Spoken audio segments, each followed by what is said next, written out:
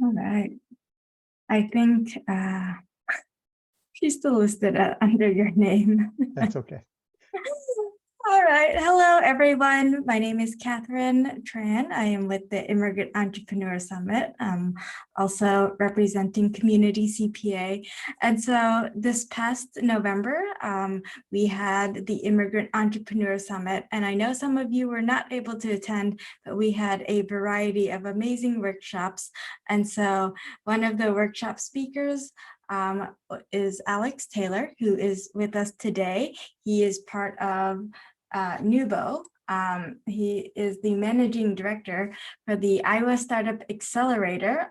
So he works as, he's an entrepreneur, a business leader, an educator, and that is why he is with us here today to talk about how you can pitch your business, whether that's for investors, or if you just want to get your information together so that you can share it with other potential business partners, clients, that sort of thing. He is here today to discuss this topic. If you have any questions during the presentation, he loves it to be engaging, so please feel free to put it into the chat. I think he's going to be asking people a bit about their business and what they are trying to achieve. So I'll hand it over to Alex now. Alex, welcome and thank you. Great. Thank you very, very much, Catherine. Just out of curiosity, could you all put into chat real quickly the businesses that you either own or are working on or want to start, just so I have an idea of the type of businesses and that are in the audience. So I'll wait real quick for you to put that information into chat real quick. That would be great. I'll give you a minute to do so. Who's in the room and what are you working on?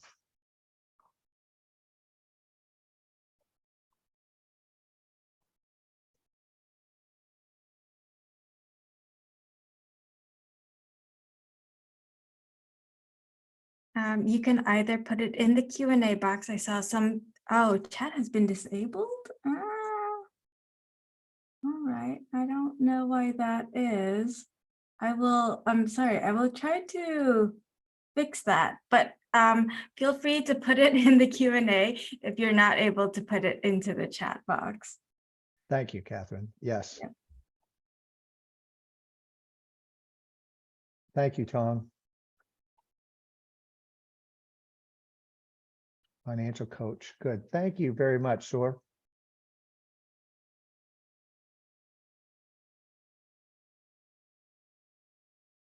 Operations consulting. Thank you, Vaughn. Print brokerage. Thanks, Tom.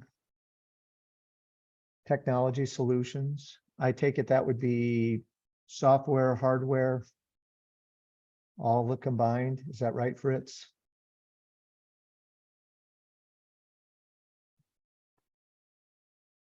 All right. Graphic design. Okay, good. So a lot of services here. Yes, all the combined. Thanks, Fritz. Okay, I'll give you one more minute, a little more time. If you could just quickly list in the Q&A any businesses that you're working on. Food, beverages, thank you. Great.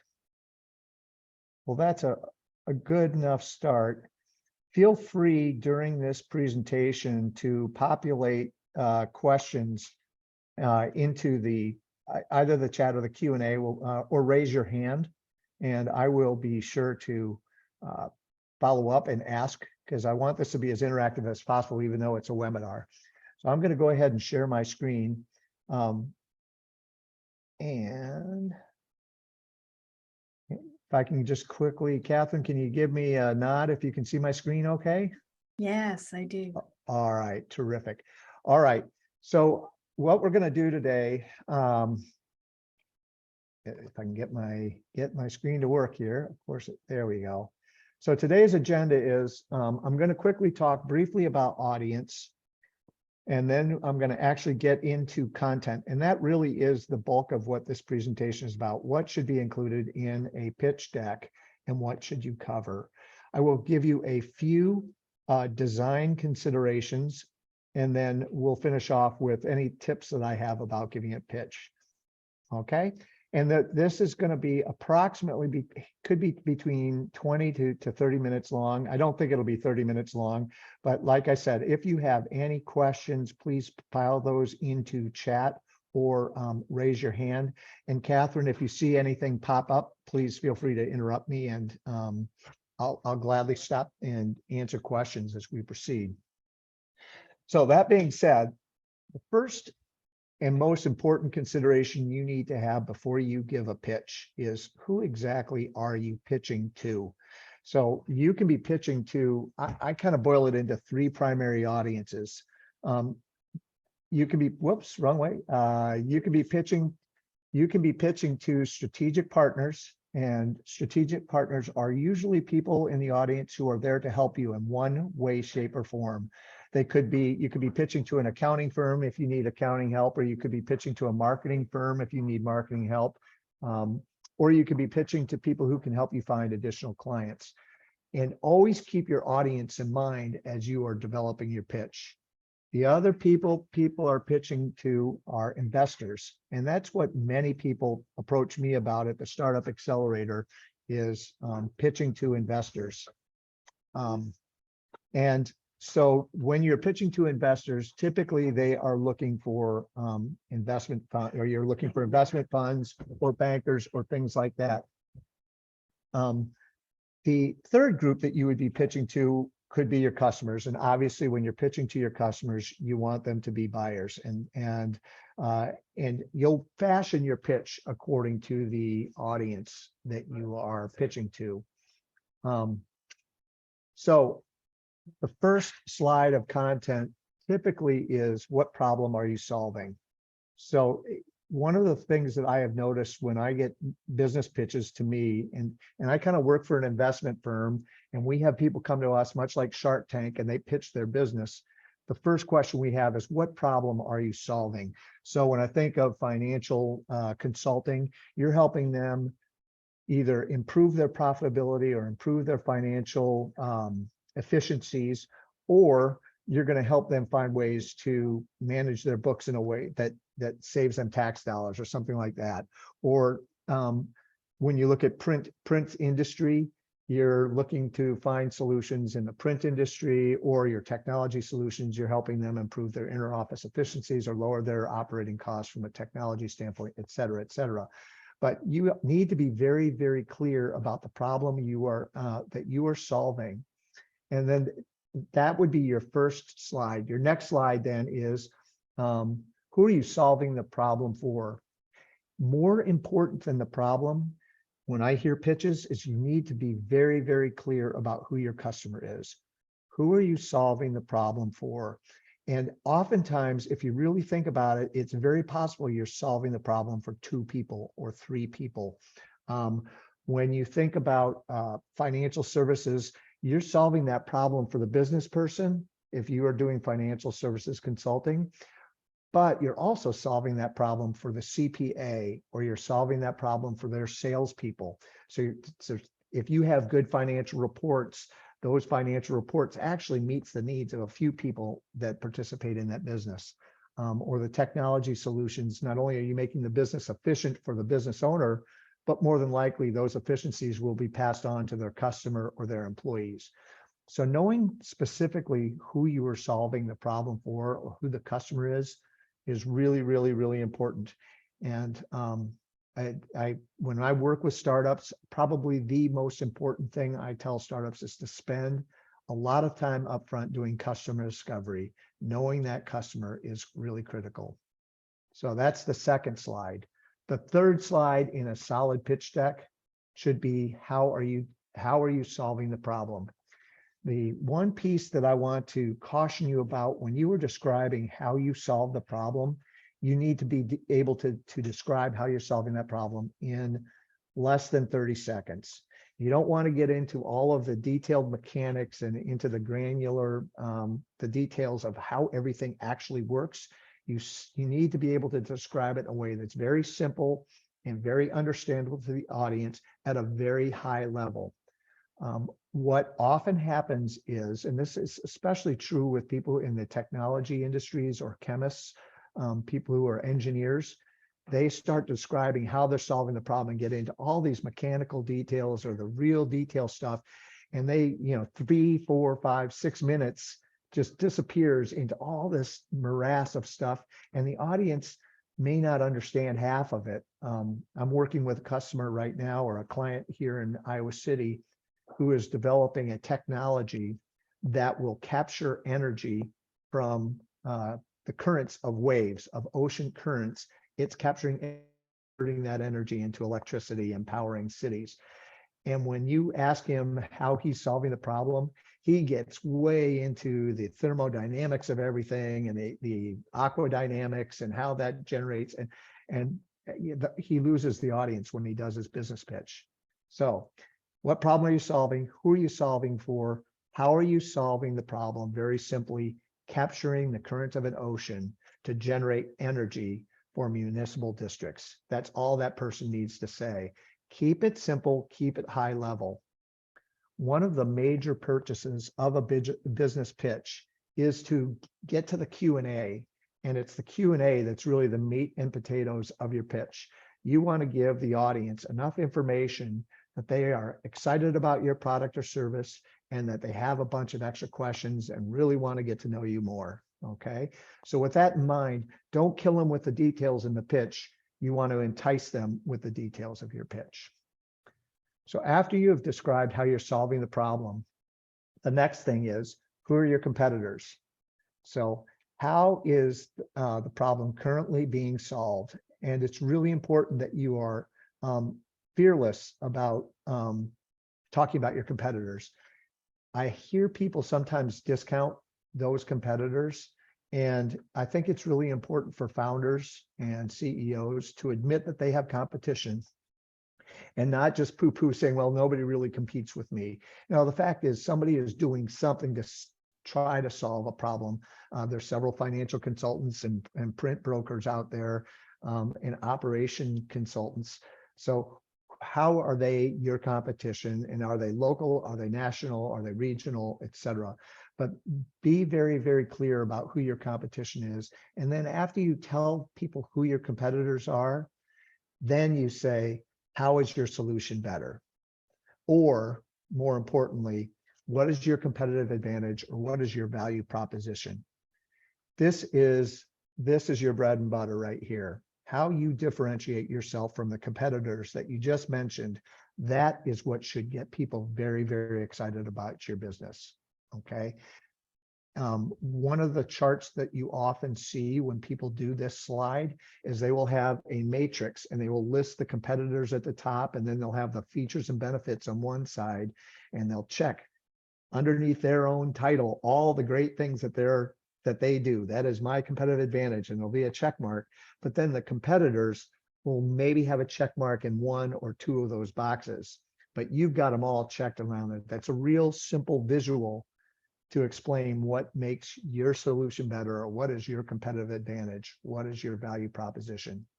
And this is the hook.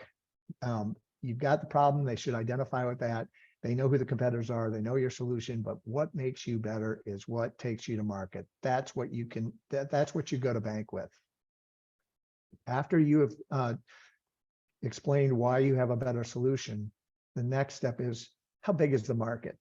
Okay, how big is this problem? If you're looking at financial management, well, your market, if you're in financial management, is anybody who has a business, because they all have to manage the finances of those businesses. If you're a print broker, most folks have marketing materials that are in print, if it's only a business card, but it could also be brochures, it could be magazines, it could be banners, it could be advertisements. So there's a lot of different ways to look at the size of the market. But when you think of the size of your market, you hearken back to, who is your target customer? Who are you solving the problem for? And oftentimes the market is a little bit bigger than just the local market. So what you might typically see when we see pitches is they will have the TAM, the SAM, and the SOM. And the TAM is the total addressable market. That is the global universe of your market. The SAM is the serviceable available market. So that might be everybody in the Midwest. So I'm working with an education company right now whose TAM is the United States of America, whose SAM actually are the Midwest states. And actually she has a picture of the United States and has a color code very similar to this, where she has the entire United States in orange, and then she quickly superimposes her SAM, or service available market, and the Midwest states are all green.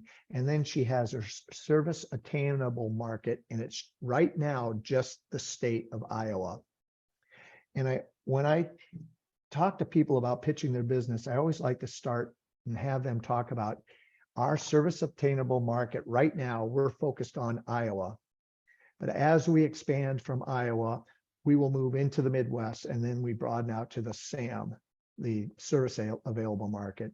And after we conquer the Midwest, the entire total market, accessible market, is United States. And that market's value is X $100 million. But I always start small, and that's where the focus is, and scale up so that your audience knows, wow, that's service obtainable market. That makes sense. This is very realistic. It's doable. I'm excited. I can see how this works in Iowa, or at an even more micro level in Des Moines. Oh, Des Moines, your service obtainable market. Now you've got the Midwest, Iowa, and then you've got the Midwest region, then the United States. But keep it digestible and realistic. So start with the market you're going after. Our target market is this. And once we capture that target market and have some predictability, we're going to scale to the service available market. And ultimately, we're going to take over the United States, the total addressable market. And people can, and keeping it simple, starting small and scaling big is very easy logic to follow. A pitch deck is nothing more than a story arc, and that's what you're telling with your pitch deck. So after you talk about the size of the market, the next slide will be, how will you make money? And there are a lot of different ways that you can make money. I've listed a few here, but there is B2B sales, where you actually go out business to business. So financial operations, if it's not personal finance, you are knocking on the door of businesses and you're selling directly to the business. If you are a business to consumer, it is very straightforward, very direct. Business to consumer could be catalog sales. It could be simply website, something very, very simple. But this is how you are going to make your money, through direct sales. Indirect sales could be commission sales, where you have sales reps who sell for you, or you might have a wholesaler. So for instance, I own a manufacturing company that sells dog treats. We sell indirectly to customers through retail stores such as Hy-Vee or Fairway or Tyson's. So that would be a form of indirect sales. And then you've got subscriptions. If you have software as a service, you could be licensing, and your licensing will have a volume sales, or you could be franchising. So these are 5 separate ways that you might sell, or how you might make money. And this is what your consumers want to know. So they want to know, they want to know how you're going to make money. So after you say, we're going to be a direct sales company, and this is how we price our product, or this is how we price our service. Every once in a while, somebody will ask me, well, how do you know what the right price is? And that's a really good question. Certainly, I mean, the rule of thumb is you start with your cost of goods, COGS, C-O-G-S, cost of goods, figuring out what it costs to produce 1 glass of water. And you do all the calculations, and you know that the glass costs this amount of money, and the water costs this amount of money, and labor to do that, to put it all together, takes 5 minutes, and I bill out at a dollar an hour, so 5 minutes divided by 60. You can figure out what the cost of this glass of water is and all of that. So you start with that, and then you double that. So your profits should be at least 100% of your costs, at least. If you can get more, that's where it gets into supply and demand. So you see on the screen here, I have a glass of water and I have frequency and intensity.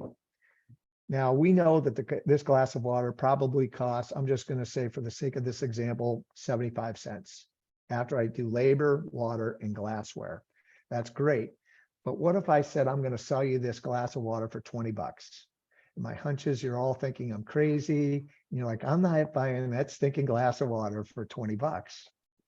But if I tell you this, you live in the middle of Arizona and you haven't had a drink of water, a drop of anything liquid for 2 solid days. Would you pay me $20 for this glass of water?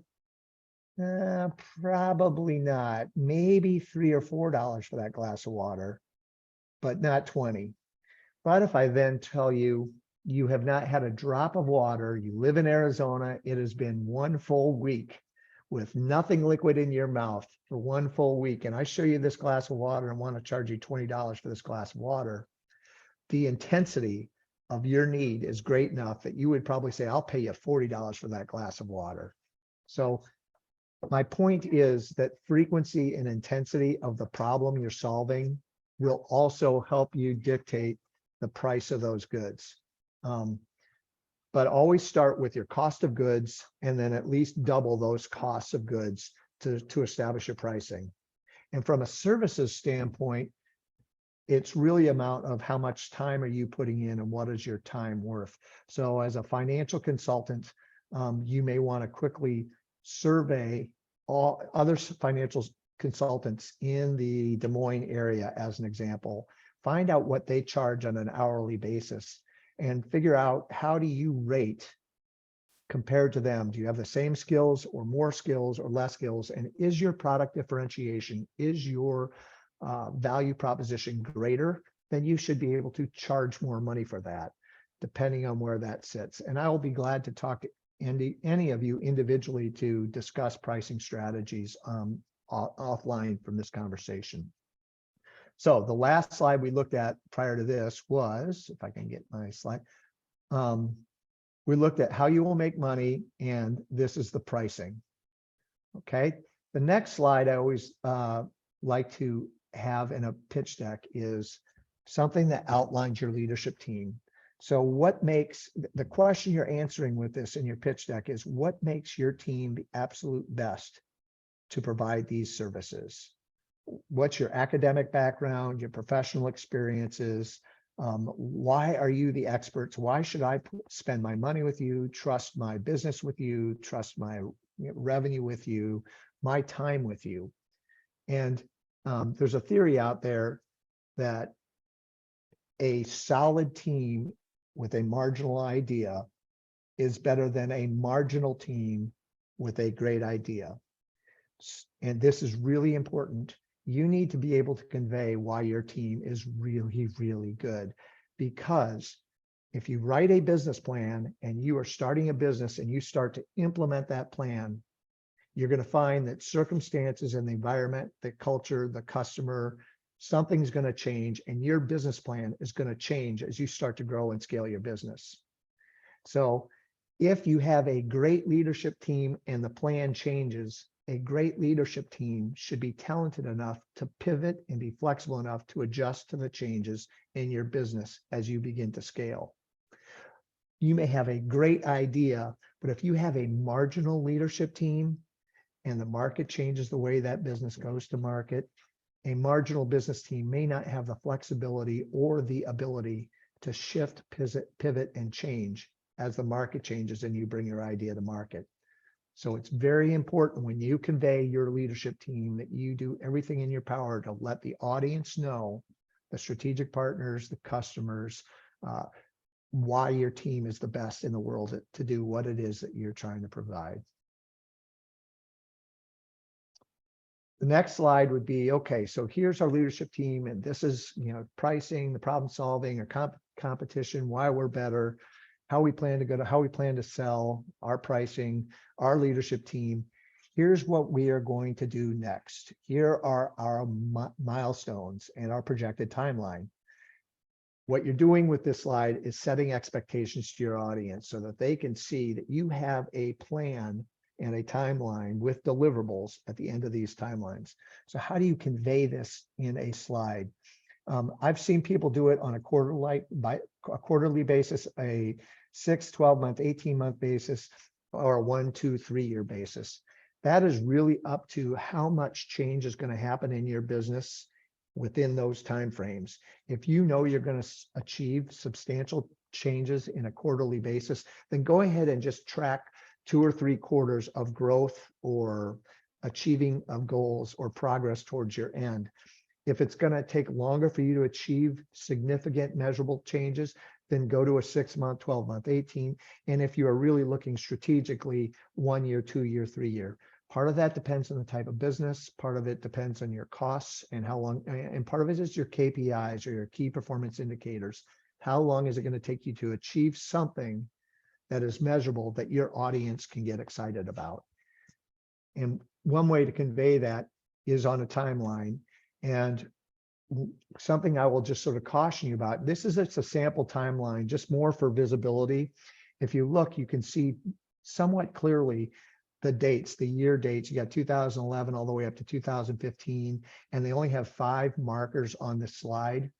But it's real easy for me in the audience to quickly see. I know you can't read the writing on this, but it's just a visual, but the audience should be able to quickly see in 2011, we're going to accomplish this goal, in 2012, that goal, 13, this goal, 14, that goal. Very easy to read and see. Try to avoid really complex slides with a lot of stuff on it for 2 reasons. One, in this very short period of time, it's going to be very difficult for your audience to read everything on those slides. And 2, if they're trying to read everything on these slides, they're not paying attention to you. And you're the one that's presenting this information. So try to avoid making a timeline slide. Actually, try to avoid making any of your slides busy. Keep it very, very simple. And we'll talk about design stuff in just a second. Last but not least, in your pitch presentation, your last slide should be your ask. Thank you very much for attending today. What I'm asking for is this. Now, if I could just ask you for a split second, I'm just going to give you about 15 seconds. If you are giving your business pitch to your target audience, you should be able to write down 2 or 3 asks. So just take a moment real quick and either write down 2 or 3 asks or put in your head, what would your asks be if you were pitching to your target audience? And that could be investors, it could be your customers, or it could be strategic partners. What would your asks be? In an effort to help you, here is a list of things that I typically see businesses pitch and what their asks are. So they're asking for, we need financial backing. We're raising $100,000 and we're looking for investors, or we're looking for customers who have this, we're looking for people who have this problem, who could be customers, or we're looking for referrals is very common. One of the things that I encourage all startups to do is make sure that you have something on your website where people can come out to my website. I'm asking you to come visit my website and sign up for my monthly newsletter. That enables you to capture their email address and have ongoing communications with these stakeholders. We're looking for beta testers. It's not uncommon, especially if you're an early stage business and you've got a product that you need to get tested. It's great if you can get beta testers, or you can get some intent to buy, some letters of interest, LOIs to purchase, or early purchasers. Or we're looking for experts. It's not uncommon that startup businesses I need some financial assistance because I'm really smart at creative design, but I don't know anything about finances. And I need somebody to help me with my cash flow report, my balance sheet, or I need somebody to help me with my print brochures. But be very specific with your ask. Office space is another one. I'm looking for a place to office that has access to a secretary, a printer, and some video conferencing equipment. But make sure that you have a tangible ask that your audience knows how they can help.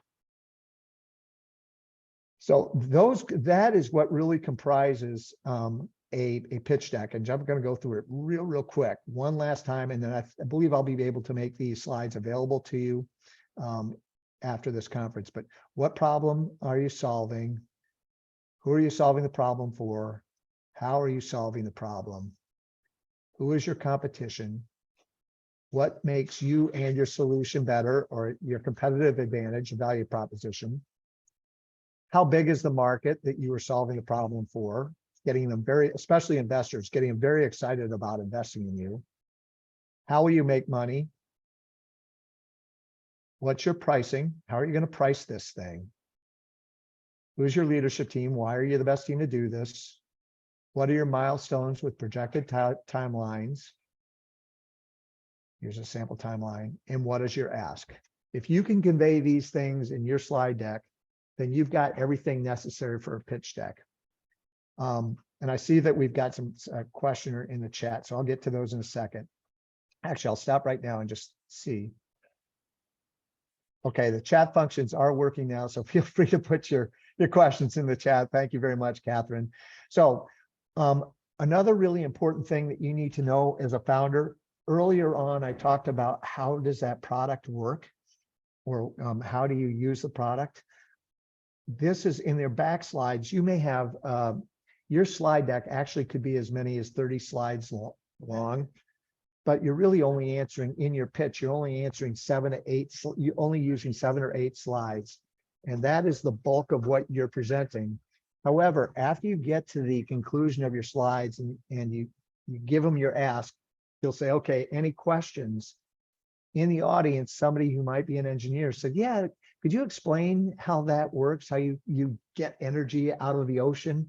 And that is what you want. You want them to ask questions for you to tap your back slides and say, yeah, this is how the wind turbine works on the ocean. Or could you give me a little bit more specific information about your finances? What is your balance sheet? Or how does your cash flow work? Or what's your burn rate? So in your back slides, this is where you have all of those really detailed, wonky slides that you don't want to include in the actual presentation, but you want them to be accessible during the Q&A portion so you can pull them up and answer those detailed questions. So detailed technical product specs, detailed charts of accounts, cash flow, balance sheet, income statement, budget, pro forma.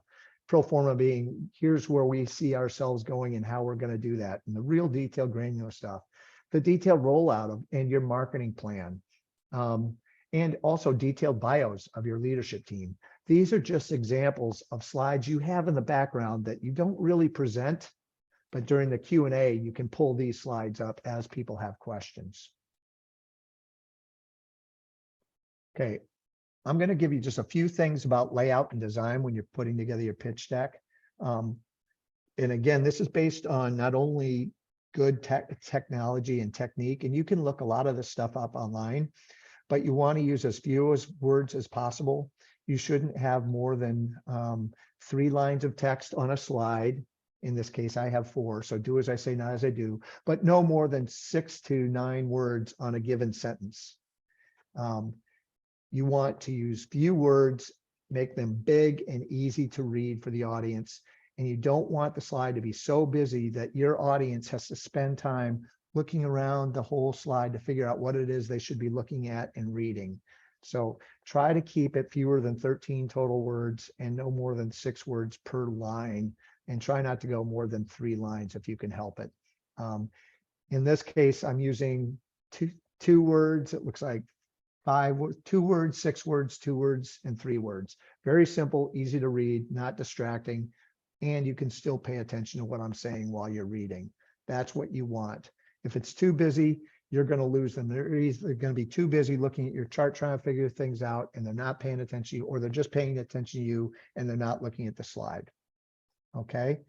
Easy to read graphs and charts. Try not to do anything so complex. They need to be able to read it at a quick glance. So big numbers, 1 number at a time. Try to make sure each slide conveys 1 key message, 1 takeaway. Try not to squeeze 3 different ideas into 1 slide. Also use quality images. Don't use clip art. Clip art looks cheesy. It's unprofessional. Use really good photo images if at all, if you do use images. And last, and this is something I find very, very interesting. This is something called the rule of thirds. This is slide design and layout. And I'm going to go quickly to an example of rule of thirds and what that is.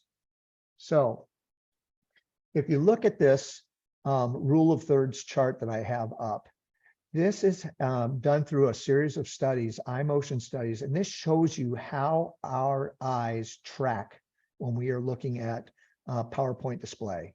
So you can see here that 41% of the time we'll start here, and then we'll quickly go down, and then we'll go up to this right-hand corner and then go down again.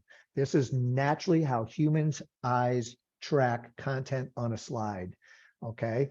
So what that tells you is you want to place any key images or words prominently at these intersections. And you have you have the rule of thirds, 1/3 of the screen here, 1/3 in the middle, and 1/3 on the far right. Or looked at another way, 1/3 on top, 1/3 in the middle, and 1/3 on the bottom. And you want to focus your key images or messages as best you can in these spots. And I have an example of this, two examples of this in the next slide. The images aren't quality images, but you can see how they've designed these slides where you have the principle of capacity limitations up here right at that intersection, and the actual image right here in the lower right third or on that hash. Same thing then when you look at this slide to the right, the text, and I would argue that this might be too much text, but it's in the upper left-hand corner, and the image is right down here in the lower right.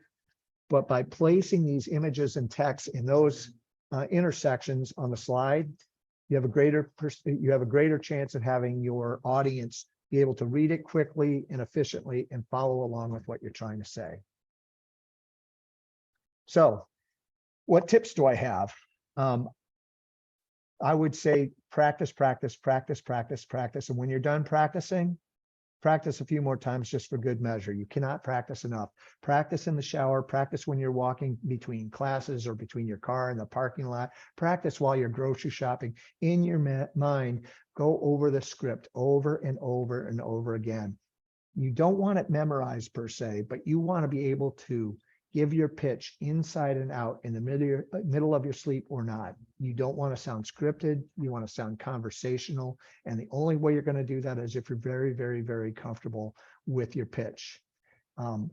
Know what you want to say. So I don't have this scripted anywhere. I have my screenshots here, and I am able to see the slide presentation I have, and I can speak to each slide very extemporaneously without following a script. If you start to follow a script, you're going to sound monotone. You are going to sound really canned, like a commercial, and you're not going to sound sincere.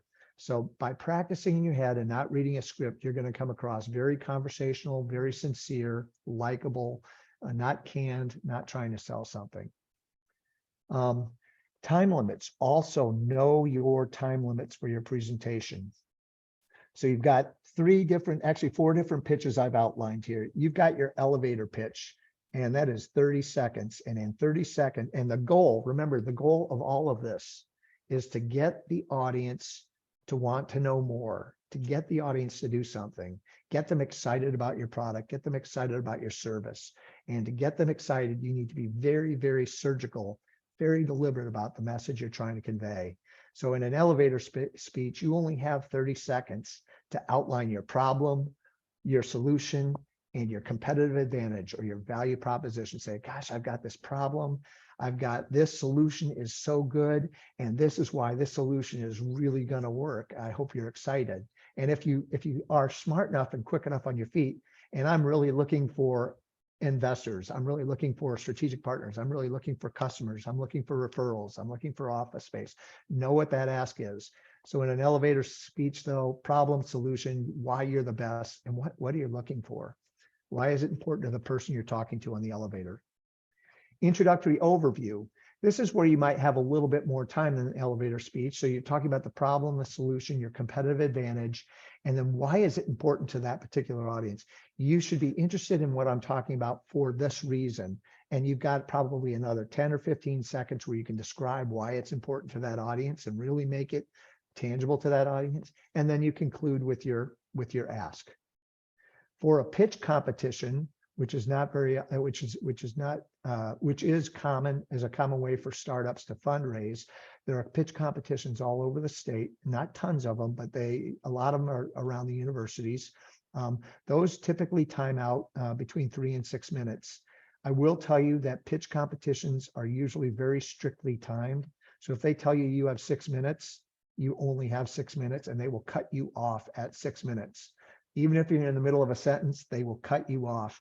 So if you are involved in a pitch competition situation, this is where practicing comes in. Practice your pitch over and over and over, and know that you are going to come in 2 seconds before that pitch time ends, and be very consistent about that, because they are not going to let you go on longer than the 6-minute time limit.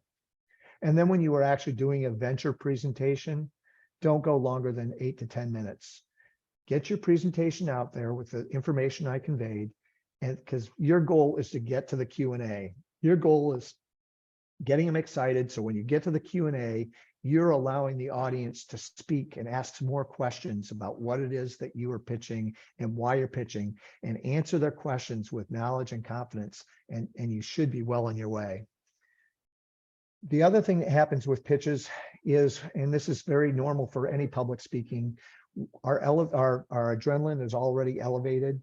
So we'll typically speak very fast, and we speak too fast, which turns into mumbling. And you want to avoid that if you can possibly avoid that. So go slow. And this is probably the most important part about the Q&A portion. Pay very, very close attention to the questions. So let's say that over the course of a month, you pitch 5 different times. If you know you're getting the same question in 3 of those 5 times, you know that's something you need to answer in your pitch.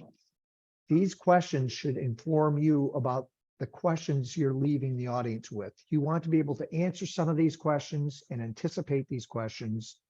But also, if they're asking that same question over and over and over again, clearly you're not conveying enough information in your pitch. So that's something that you need to pay attention to. Or it could be a question about a product or a benefit and a feature that you think, gosh, that's a really great question.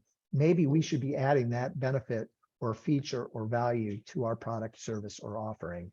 Questions are going to be very, very informative for you as business leaders. And after each pitch, take a moment to be reflective. Adjust your pitch, adjust your content, add content, take away content, and then iterate as you go. But never use it. You shouldn't. Your pitch deck probably is going to change every time you pitch. It should change every time you pitch. It's because you're going to get feedback you're going to tweak it and tweak it and tweak it. It's not something that you build a pitch deck now and you can just go back to that pitch deck and pull it off the shelf and regurgitate that same pitch deck. Case in point, this is not the exact same delivery of this slide presentation I gave 4 months ago. I've made about 5 or 6 changes to this based on the questions and feedback I got from the last audience I used. So be very flexible to pivot and change your pitch deck. And that's all I've got. My contact information is here. My email is alex@iowastartupaccelerator.com. And I guess I'll open up to questions. Thank you so much, Alex. We really appreciate you giving us all this great information, and I'm happy to pass that along. If anybody has questions that they would like to send Alex, please do that. You can do that here or via email. As he mentioned, you can also email me, and I'm happy to connect and pass it along. So, Great. Yeah, well, we'll give it another minute. If nobody has questions, we can close it out for the day.